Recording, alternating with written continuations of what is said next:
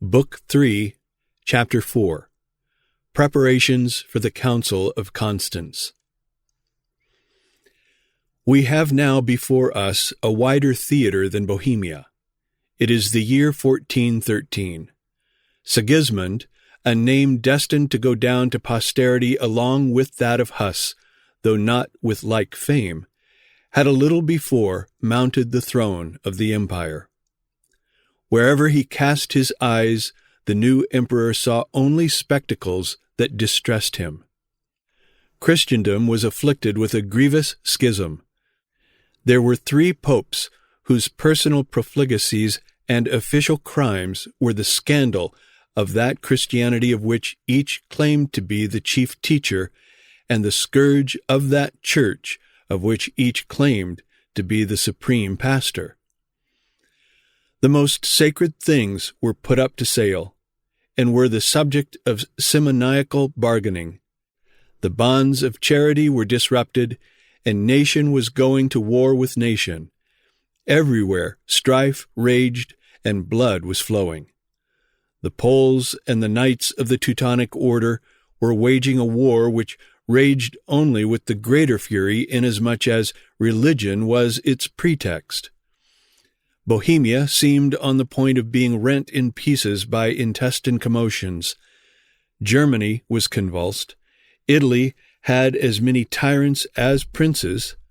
France was distracted by its factions, and Spain was embroiled by the machinations of Benedict XIII, whose pretensions that country had espoused. To complete the confusion, the Mussulman hordes, encouraged by these dissensions, were gathering on the frontier of Europe and threatening to break in and repress all disorders in a common subjugation of Christendom to the yoke of the Prophet. To the evils of schism, of war and Turkish invasion, was now added the worse evil, as Sigismund doubtless accounted it, of heresy. A sincere devotee, he was moved even to tears by this spectacle of Christendom disgraced and torn asunder by its popes, and undermined and corrupted by its heretics. The emperor gave his mind anxiously to the question how these evils were to be cured. The expedient he hit upon was not an original one, certainly. It had come to be a stereotyped remedy, but it possessed a certain plausibility that fascinated men, and so Sigismund resolved to make trial of it. It was a general council. This plan had been tried at Pisa, and it had failed. This did not promise much for a second attempt, but the failure had been set down to the fact that then the mitre and the empire were at war with each other, whereas now the Pope and the Emperor were prepared to act in concert. In these more advantageous circumstances, Sigismund resolved to convene the whole Church, all its patriarchs, cardinals, bishops, and princes, and to summon before this august body the 3 rival popes and the leaders of the new opinions, not doubting that a general council would have authority enough, more especially when seconded by the imperial power, to compel the popes to adjust their rival claims and put the heretics to silence. These were the 2 objects which the emperor had in eye: to heal the schism and to extirpate heresy. Sigismund now opened negotiations with John XXIII. To the Pope, the idea of a council was beyond measure alarming. Nor can one wonder at this if his conscience was loaded with but half the crimes of which popish historians have accused him. But he dared not refuse the emperor. John's crusade against Ladislaus had not prospered. The king of Hungary was in Rome with his army, and the Pope had been compelled to flee to Bologna, and terrible as a council was to Pope John, he resolved to face it rather than offend the emperor, whose assistance he needed against the man whose ire he had wantonly provoked by his bull of crusade, and from whose victorious arms he was now fain to seek a deliverer. Pope John was accused of opening his way to the tiara by the murder of his predecessor, Alexander V, and he lived in continual fear of being hurled from his chair by the same dreadful means by which he had mounted to it. It was finally agreed that a general council should be convoked for November 1st, 1414, and that it should meet in the city of Constance. The day came, and the council assembled. From every kingdom and state, and almost from every city in Europe, came delegates to swell that great gathering. All that numbers and princely rank and high ecclesiastical dignity and fame in learning could do to make an assembly illustrious contributed to giving éclat to the Council of Constance. 30 cardinals, 20 archbishops, 150 bishops, and as many prelates, a multitude of abbots and doctors, and 1,800 priests came together in obedience to the joint summons of the emperor and the pope. Among the members of sovereign rank were the electors of Palatine, of Mainz, and of Saxony, the dukes of Austria, of Bavaria, and of Silesia. There were margraves, counts, and barons without number. But there were 3 men who took precedence of all others in that brilliant assemblage, though each on a different ground. These 3 men were the Emperor Sigismund, Pope John the 23rd, and, last and greatest of all, John Huss. The 2 antipopes had been summoned to the council. They appeared not in person, but by delegates, some of whom were of the cardinalate. This raised a weighty question in the council, whether these cardinal delegates should be received in their red hats. To permit the ambassadors to appear in the insignia of their rank might, it was argued, be construed into a tacit admission by the council of the claims of their masters, both of whom had been deposed by the Council of Pisa. But for the sake of peace, it was agreed to receive the deputies in the usual costume of the cardinalate. In that assembly were the illustrious scholar Poggio, the celebrated Thierry de Nîmes, secretary to several popes, and whom, it has been remarked, Providence placed near the source of so many iniquities for the purpose of unveiling and stigmatizing them, Aeneas Silvius Piccolomini, greater as the elegant historian than as the wearer of the Triple Crown, Manuel Chrysoloras, the restorer to the world of some of the writings of Demosthenes and of Cicero, the almost heretic John Charlier Gerson, the brilliant disputant Peter Daly, Cardinal of Cambrai, surnamed the Eagle of France, and a host of others. In the train of the council came a vast concourse of pilgrims from all parts of Christendom. Men from beyond the Alps and the Pyrenees mingled here with the natives of the Hungarian and Bohemian plains. Room could not be found in Constance for this great multitude, and booths and wooden erections rose outside the walls. Theatrical representations and religious processions proceeded together. Here was seen a party of revelers and masqueraders busy with their cups and their pastimes, their knots of cowled and hooded devotees devoutly telling their beads. The orison of the monk and the stave of the bacchanal rose blended in one. So great an increase of the population of the little town, amounting, it is supposed, to 100,000 souls, rendered necessary a corresponding enlargement of its commissariat. All the highways leading to Constance were crowded with vehicles, conveying thither all kinds of provisions and delicacies, the wines of France, the breadstuffs of Lombardy, the honey and butter of Switzerland, the venison of the Alps and the fish of their lakes, the cheese of Holland, and the confections of Paris and London. The emperor and the pope, in the matter of the council, thought only of circumventing one another. Sigismund professed to regard John the 23rd as the valid possessor of the tiara. Nevertheless, he had formed the secret purpose of compelling him to renounce it. And the pope, on his part, pretended to be quite cordial in the calling of the council, but his firm intention was to dissolve it as soon as it had assembled if, after feeling its pulse, he should find it to be unfriendly to himself. He set out from Bologna on the 1st of October with store of jewels and money. Some he would corrupt by presents, others he hoped to dazzle by the splendor of his court.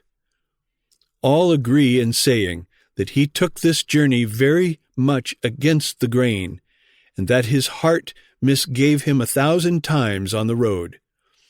He took care, however, as he went onward, to leave the way open behind for his safe retreat. As he passed through the Tyrol, he made a secret treaty with Frederick, Duke of Austria, to the effect that one of his strong castles should be at his disposal if he found it necessary to leave Constance. He made friends likewise with John, Count of Nassau, Elector of Mainz. When he had arrived within a league of Constance, he prudently conciliated the abbot of St. Ulrich by bestowing the mitre upon him. This was a special prerogative of the popes, of which the bishops thought they had cause to complain. Not a stage did John advance without taking precautions for his safety, all the more that several incidents befell him by the way which his fears interpreted into auguries of evil. When he had passed through the town of Trent, his jester said to him, "The pope who passes through Trent is undone." In descending the mountains of the Tyrol, at that point of the road where the city of Constance, with the lake and plain, comes into view, his carriage was overturned. The pontiff was thrown out and rolled on the highway. He was not hurt the least, but the fall brought the color into his face. His attendants crowded round him, anxiously inquiring if he had come by harm. "By the devil," said he, "I am down. I had better have stayed at Bologna." And casting a suspicious glance at the city beneath him, "I see how it is," he said. "That is the pit where the foxes are snared."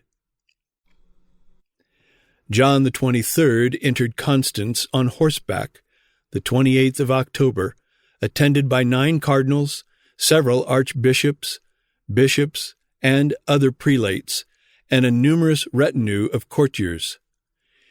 He was received at the gates with all possible magnificence. The body of the clergy, says L'Enfant, went to meet him in solemn procession, bearing the relics of saints. All the orders of the city assembled also to do him honor, and he was conducted to the episcopal palace by an incredible multitude of people.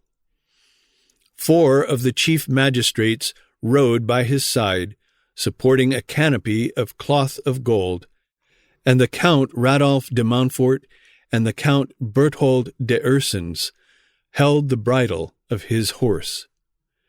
The sacrament was carried before him upon a white pad, with a little bell about its neck. After the sacrament, a great yellow and red hat was carried, with an angel of gold at the bottom of the ribbon. All the cardinals followed in cloaks and red hats. Reichenthal, who has described this ceremony, says there was a great dispute among the Pope's officers as to who should have his horse, But Henry of Ulm put an end to it by saying that the horse belonged to him, as he was the burgomaster of the town, and so he caused him to be put into his stables. The city made the presents to the Pope that are usual on these occasions. It gave a silver gilt cup weighing 5 marks, 4 small casks of Italian wine, 4 great vessels of wine of Alsace, 8 great vessels of the country wine, and 40 measures of oats, all which presents were given with great ceremony. Henry of Ulm carried the cup on horseback, accompanied by 6 councillors who were also on horseback. When the Pope saw them before his palace, he sent an auditor to know what was coming. Being informed that it was presents from the city to the Pope, the auditor introduced them and presented the cup to the Pope in the name of the city. The Pope, on his part, ordered a robe of black silk to be presented to the consul. While the Pope was approaching Constance on the one side, John Huss was traveling towards it on the other. He did not conceal from himself the danger he ran in appearing before such a tribunal. His judges were parties in the cause. What hope could Huss entertain that they would try him dispassionately by the Scriptures to which he had appealed? Where would they be if they allowed such an authority to speak? But he must appear. Sigismund had written to King Wenceslaus to send him thither, and, conscious of his innocence and the justice of his cause, thither he went. In prospect of the dangers before him, he obtained, before setting out, a safe conduct from his own sovereign, also a certificate of his orthodoxy from Nicholas, Bishop of Nazareth, Inquisitor of the Faith in Bohemia, and a document drawn up by a notary and duly signed by witnesses, setting forth that he had offered to purge himself of heresy before a provincial synod of Prague, but had been refused audience. He afterward caused writings to be affixed to the doors of all the churches and all the palaces of Prague, notifying his departure and inviting all persons to come to Constance who were prepared to testify either to his innocence or his guilt. To the door of the royal palace even did he affix such notification, addressed to the king, to the queen, and to the whole court. He made papers of this sort be put up at every place on his road to Constance. In the imperial city of Nuremberg he gave public notice that he was going to the council to give an account of his faith, and invited all who had anything to lay to his charge to meet him there. He started not from Prague, but from Karlowitz. Before setting out, he took farewell of his friends as of those he never again should see. He expected to find more enemies at the council than Jesus Christ had at Jerusalem, but he was resolved to endure the last degree of punishment rather than betray the gospel by any cowardice. The presentiments with which he began his journey attended him all the way. He felt it to be a pilgrimage to the stake. At every village and town on his route, he was met with fresh tokens of the power that attached to his name and the interest his cause had awakened. The inhabitants turned out to welcome him. Several of the country cures were especially friendly. It was their battle which he was fighting as well as his own, and heartily did they wish him success. At Nuremberg and other towns through which he passed, the magistrates formed a guard of honor and escorted him through streets thronged with spectators eager to catch a glimpse of the man who had begun a movement which was stirring Christendom. His journey was a triumphal procession in a sort. He was enlisting at every step new adherents and gaining accessions of moral force to his cause.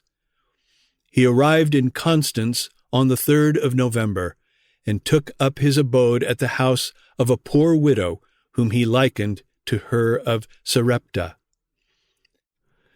The emperor did not reach Constance until Christmas Eve. His arrival added a new attraction to the melodramatic performance proceeding at the little town. The Pope signalized the event by singing a pontifical mass, the emperor assisting, attired in dalmatic in his character as deacon, and reading the gospel. There came an edict from Caesar Augustus that all the world, etc. The ceremony was ended by John the 23rd presenting a sword to Sigismund, with an exhortation to the man into whose hand he put it to make vigorous use of it against the enemies of the Church. The Pope, doubtless, had John Huss mainly in his eye. Little did he dream that it was upon himself that its first stroke was destined to descend. The Emperor Sigismund, whose presence gave a new splendor to the fates and a new dignity to the council, was 47 years of age. He was noble in person, tall in stature, graceful in manners, and insinuating in address. He had a long beard and flaxen hair which fell in a profusion of curls upon his shoulders. His narrow understanding had been improved by study, and he was accomplished beyond his age.